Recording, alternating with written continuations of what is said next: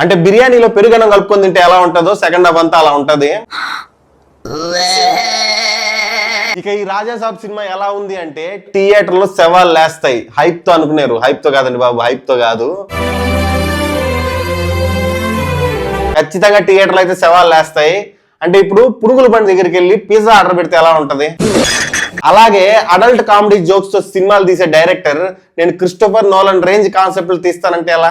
మల్కాజ్గిరి లో cutting shop దగ్గరికి పోయి అమెరికా స్టైల్ కటింగ్ చేయమంటే వాడు అడికెళ్ళి చేస్తాడు సార్. అంటే అలా తీయాలి అనుకోవడం తప్పు కాదు, అలా తీయాలి అనుకుని తీయకపోవడం తప్పు, లేదా మనం అలా తీయలేము అని తెలుసుకోకపోవడం తప్పు. ఇప్పుడు నేను చెప్పింది మీకు అంత అర్థం కాకపోవచ్చు, క్లియర్ గా డిస్కస్ చేద్దాం. టాపిక్ లోకి వెళ్లే ముందు ఈ వీడియో చూస్తున్న వాళ్ళు please like, share, comment your opinion. First half, ఈ ఫస్ట్ హాఫ్ లో ఫస్ట్ సీన్ చాలా ఇంట్రెస్టింగ్ గా ఉంటది.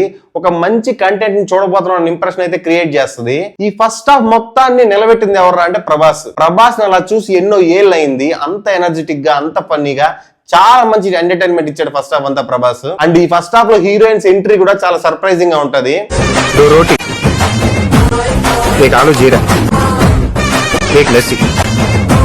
ఈ ఫస్ట్ హాఫ్ మొత్తం ఎక్కడ బోర్ కొట్టదు, కానీ ఈ ఫస్ట్ హాఫ్ ని స్పాయిల్ చేసిన పాయింట్లు అయితే కొన్ని ఉన్నాయి. ఎస్పెషల్లీ ఫైట్ సీక్వెన్సెస్ 2 ఉన్నాయి.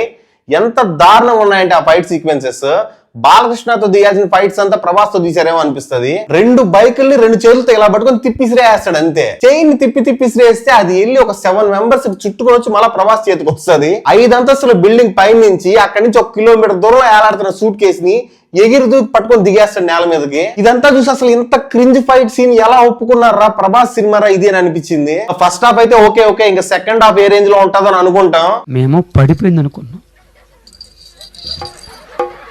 సెకండ్ హాఫ్, ఈ సెకండ్ హాఫ్ ఎలా ఉంటదంటే Christopher Nolan, James Cameroon, David Fincher, మన మారుతి నలుగురు కలిసి ప్లాన్ చేసి ఒక సినిమాని తీస్తే ఎలా ఉంటుందో అలా ఉంటది. అండ్ సెకండ్ హాఫ్ వచ్చేసరికి 2 డిఫరెంట్ మూవీస్ ని హుక్అప్ చేసి వదిలితే ఎలా ఉంటుందో అలా అనిపిస్తుంది. అంటే బిర్యానీలో పెరుగన్నం కలుపుకొని తింటే ఎలా ఉంటుందో సెకండ్ హాఫ్ అంతా అలా ఉంటది.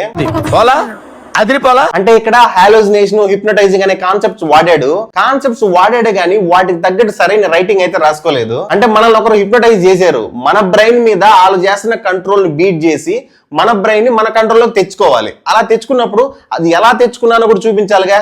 లేదు నేను తెచ్చేసుకున్నాను అంతే అంటే సరిపోతుందా? అలా కాకుండా హీరో భావోద్వేగాలతో, ఎమోషన్స్ తో ఆటోమేటిక్ గా హాలోజినేషన్ ని, ఆ హిప్నటైజ్ ని బీట్ చేస్తున్నాడు అని చెప్పి వదిలేస్తే అది ఆటోమేటిక్ గా వర్కౌట్ అవ్వదు ఆడియన్స్. మళ్ళీ ఈ డైరెక్షన్ కి, ఈ రైటింగ్ కి ఫ్యాన్స్ ఏమైనా డిసప్పాయింట్ అయితే ఇంటికి వచ్చేయండి అని చెప్పి మారుతి ఆయన ఇంటి అడ్రస్ కూడా ఇచ్చాడు. ఈ సినిమాలో జరిగిన మెయిన్ ఫ్రాడ్ ఏంటంటే మనకు ట్రైలర్ లో చూపించిన ఆ ఓల్డ్ ప్రభాస్ క్యారెక్టర్ అనేది ఈ పార్ట్ లో ఉండదు.